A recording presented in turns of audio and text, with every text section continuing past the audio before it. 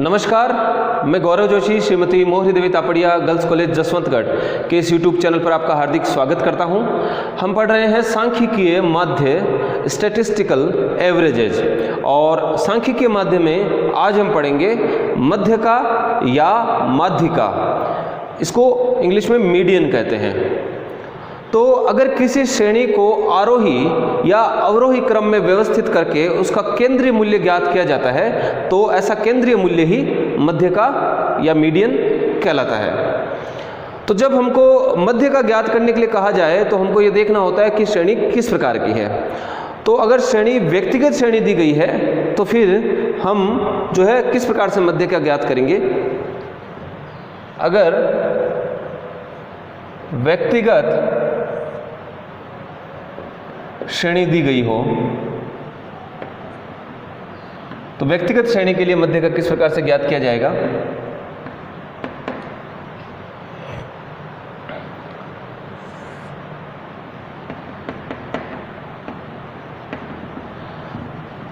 तो अभी हमने बात की थी कि अगर किसी श्रेणी को आरोही या अवरोही क्रम में व्यवस्थित किया जाए और व्यवस्थित करने के बाद उसका जो केंद्रीय मूल्य आता है वही मध्य का कहलाता है। तो मध्य का ज्ञात करने के लिए किसी भी प्रकार की श्रेणी दी गई हो उसको हमको व्यवस्थित करना होता है आरोही या अवरोही क्रम में। तो अगर व्यक्तिगत श्रेणी दी गई हो तो व्यक्तिगत श्रेणी को सबसे पहले हम श्रेणी को आरोही यानी कि असेंडिंग या अवरोही डिसेंडिंग क्रम में व्यवस्थित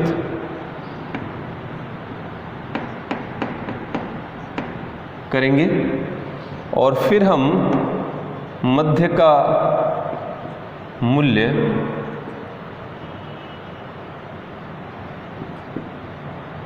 निम्न सूत्र के द्वारा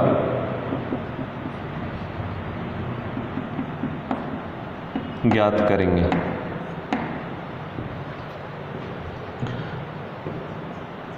m is equal to n+1/2।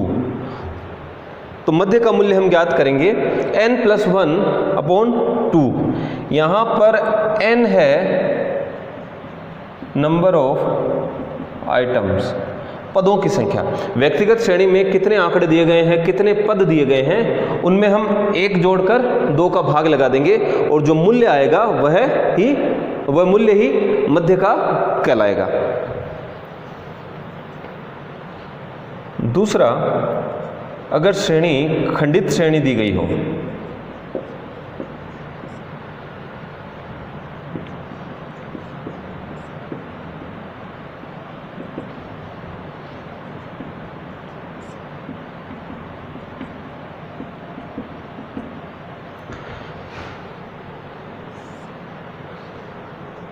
तो सबसे पहले श्रेणी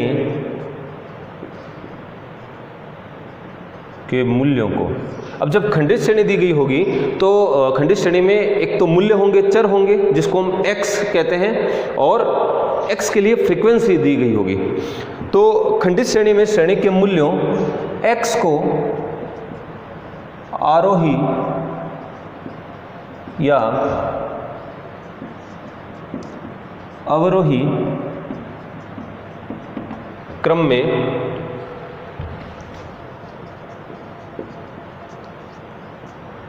व्यवस्थित करेंगे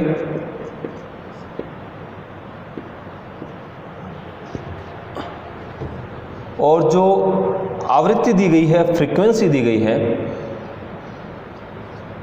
आवृत्ति को संचयी आवृत्ति में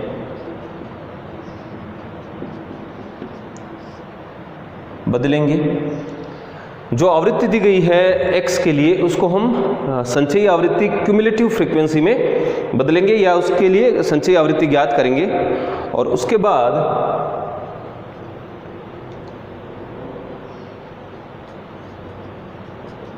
निम्न सूत्र से मध्य का पद ज्ञात करेंगे। तो व्यक्तिगत श्रेणी के लिए जो सूत्र काम में ले रहे थे वही सूत्र यहां पर काम आएगा मध्य का ज्ञात करने के लिए। m is equal to n plus 1/2। तो वहां पर जो मूल्य दिए गए थे, जो x दिया गया था, यहां पर व्यक्तिगत श्रेणी में आवृत्ति नहीं दी गई होती, यहां पर व्यक्तिगत मूल्य दिए हुए होते हैं। तो नंबर ऑफ आइटम्स में एक ऐड करेंगे n प्लस 1 और 2 का भाग लगा देंगे, तो जो राशि जो वैल्यू आती है वही वैल्यू m कहलाती है व्यक्तिगत श्रेणी के लिए। लेकिन खंडित श्रेणी के लिए जो यहां पर n हम काम में लेंगे वो n होगा आवृत्तियों का योग, आवृत्तियों का योग, टोटल ऑफ फ्रीक्वेंसीज। खंडित श्रेणी के लिए x दिया हुआ होगा और उसके सामने फ्रीक्वेंसी दी गई होगी। तो पहले तो हम जो x को आरोही या अवरोही क्रम में व्यवस्थित करेंगे, उसके बाद जो फ्रीक्वेंसी दी गई है उस फ्रीक्वेंसी को हम क्यूमुलेटिव फ्रीक्वेंसी, संचयी आवृत्ति में बदल लेंगे और फिर जो है इस फॉर्मूले के द्वारा m is equal to n plus 1/2, इस फॉर्मूले से हम मध्य का पद ज्ञात करेंगे। और n यहाँ पर है आवृत्तियों का योग, जो फ्रीक्वेंसीज हैं उन फ्रीक्वेंसीज का टोटल जो है n कहलाता है। उसमें एक ऐड करके और 2 का भाग लगाकर हम मध्य का पद ज्ञात करेंगे। और फिर जो मध्य का पद आता है उसको हम देखेंगे कि ये मध्य का पद कौन सी संचयी आवृत्ति में आ रहा है। मध्य का पद यानी कि m जो हमने ज्ञात किया है, मध्य का पद के लिए संचयी आवृत्ति ज्ञात करेंगे और ऐसी संचयी आवृत्ति के सामने वाला मूल्य यानी कि x ही मध्य का होगा। तो मध्य का पद ज्ञात करेंगे और उस मध्य का पद को हम संचयी आवृत्ति में देखेंगे। उस मध्य का पद के लिए संचयी आवृत्ति ज्ञात करें, देखेंगे कि कौन सी संचयी आवृत्ति में वो मध्य का पद आ रहा है और उस संचयी आवृत्ति के सामने वाला जो मूल्य है, जो x है, वही मध्य का होगा अगर खंडित श्रेणी दी गई हो।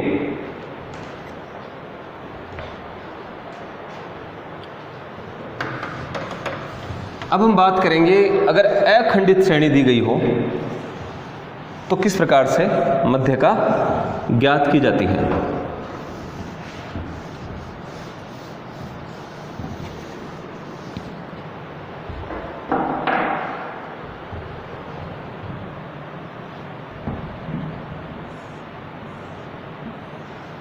अगर खंडित श्रेणी दी गई हो,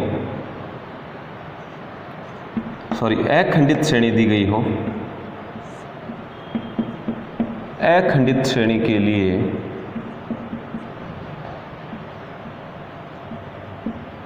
मध्य का ज्ञात करना। तो सबसे पहले हम क्या करेंगे कि जो श्रेणी है, श्रेणी के मूल्यों यानी कि x, अखंडित श्रेणी का उदाहरण है ये जो क्वेश्चन हमने लिया है यहाँ पर, ये अखंडित श्रेणी है। तो इसमें जो श्रेणी है वो अखंडित होती है, कंटिन्यू चलती रहती है, 0 से 8, 8 से 16, 16 से 24, ये अखंडित श्रेणी या कंटिन्यूस सीरीज है। और उसके सामने फ्रीक्वेंसी दी हुई है 6, 10, 12, 9, 3।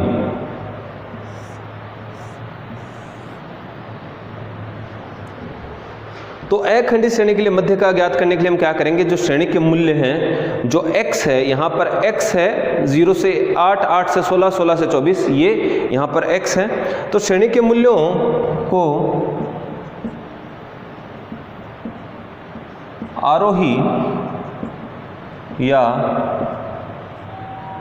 अवरोही क्रम में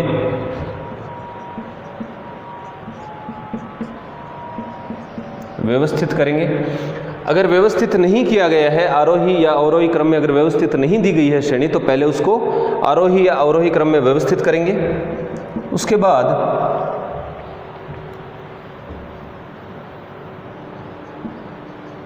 मध्य का पद निम्न, जब आरोही या अवरोही क्रम में व्यवस्थित करने के बाद में हम जो आवृत्ति दी गई है, आवृत्ति को संचयी आवृत्ति यानी कि क्यूमुलेटिव फ्रीक्वेंसी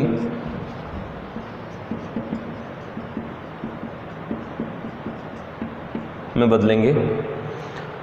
तो यहाँ पर ये क्वेश्चन सॉल्व करते हैं, साथ ही साथ हम देखते हैं कि किस प्रकार से मध्य का ज्ञात किया जाता है, और हम जो है प्रैक्टिकली इसको इस क्वेश्चन के थ्रू समझते जाएंगे। कैलकुलेशन ऑफ मीन साइज, यहाँ पर x है, मूल्य है, तो एक खंडित श्रेणी है यहाँ पर, और श्रेणी के मूल्यों को आरोही या अवरोही क्रम में व्यवस्थित करना है। तो श्रेणी पहले से ही व्यवस्थित है, तो इसको व्यवस्थित करने की आवश्यकता नहीं है। आरोही क्रम में ये व्यवस्थित है। आरोही यानी कि बढ़ते हुए मूल्य, और अवरोही यानी कि घटते हुए मूल्य।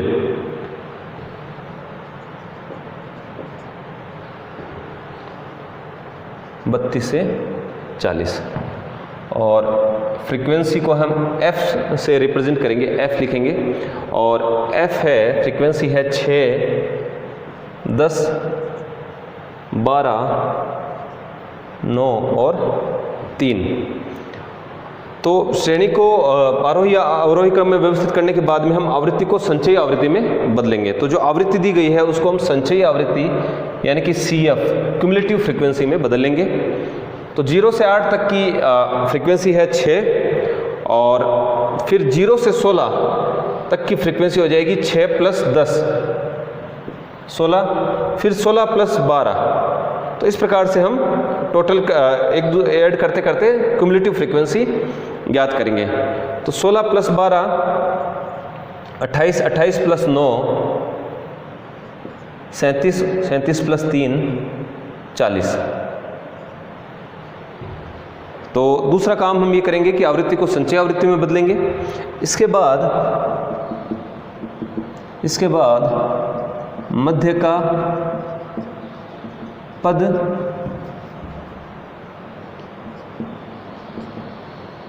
निम्न सूत्र के द्वारा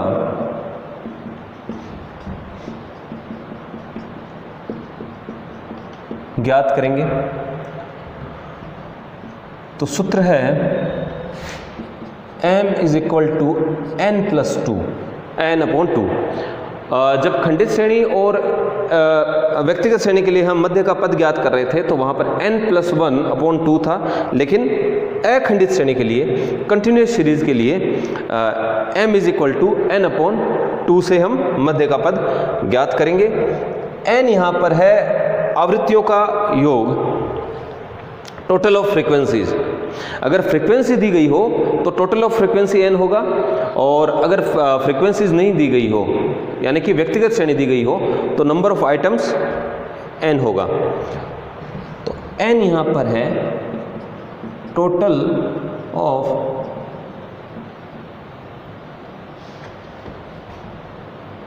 फ्रीक्वेंसीज। तो इस क्वेश्चन में हम m ज्ञात करेंगे। m होगा n/2, यानी कि n है 40, 2 का भाग लगाएंगे तो m आ रहा है 20। तो मध्य का पद हमने ज्ञात कर लिया। मध्य का पद ज्ञात करने के बाद में मध्य का पद के लिए संचयी आवृत्ति ज्ञात करेंगे। तो मध्य का पद के लिए संचयी आवृत्ति ज्ञात करेंगे। तो मध्य का पद 20 के लिए संचयी आवृत्ति है 28, यानी कि 20 जो मध्य का पद 20 के लिए संचयी आवृत्ति है 28, और मध्य का पद के लिए संचयी आवृत्ति ज्ञात करने के बाद में मध्य का पद की संचयी आवृत्ति के सामने वाला वर्ग मध्य का वर्ग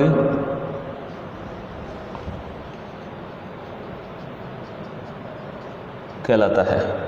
और जो मध्य का पद के लिए जो संचयी आवृत्ति है, मध्य का पद 20 है, मध्य का पद 20 के लिए संचयी आवृत्ति है 28, और इस मध्य का पद के लिए जो संचयी आवृत्ति है उसके सामने वाला वर्ग मध्य का वर्ग कहलाता है।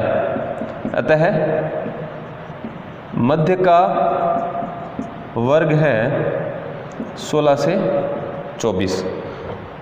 तो मध्य का वर्ग 16 से 24 है, यानी कि इसका मतलब ये है कि जो मध्य का होगी, जो मीडियन होगा वो 16 से 24 के बीच में होगा इस मूल्य श्रेणी के लिए। तो मध्य का वर्ग है 16 से 24, और मध्य का वर्ग के आधार पर ही, यानी कि इस वर्ग के आधार पर ही हमको मध्य का मूल्य ज्ञात करना है। तो मध्य का वर्ग के आधार पर छठा काम हम ये करेंगे कि मध्य का वर्ग के आधार पर निम्न सूत्र के द्वारा मध्य का ज्ञात करेंगे। तो सूत्र है मध्य का ज्ञात करने का m = L1 + I / F bracket m - c। हम यहाँ पर देखते हैं कि इनका क्या मतलब है। L1 है मध्य का वर्ग की निचली सीमा। तो जो वर्ग है, वर्ग की दो सीमाएं होती है, लिमिट्स होती है, और जो निचली सीमा होती है वो L1 कहलाती है, और जो ऊपरी सीमा होती है वो L2 कहलाती है। तो मध्य का वर्ग की निचली सीमा है L1। इसके बाद I का मतलब हो गया वर्ग अंतराल, या ऐसा कहें मध्य का जो वर्ग है उसका वर्ग अंतराल 16 से 24, तो वर्ग अंतराल है यहाँ पर 8 का। F है मध्य का वर्ग की आवृत्ति। ये जो मध्य का वर्ग है 16 से 24, इसकी आवृत्ति, इसकी फ्रीक्वेंसी 12। M है मध्य का पद, यानी कि n/2, और C है मध्य का वर्ग के वर्ग से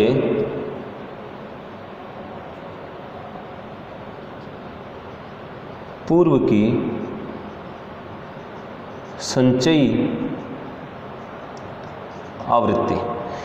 C का मतलब है जो मध्य का वर्ग है, मध्य का वर्ग से पूर्व की यानी पिछली संचयी आवृत्ति 16।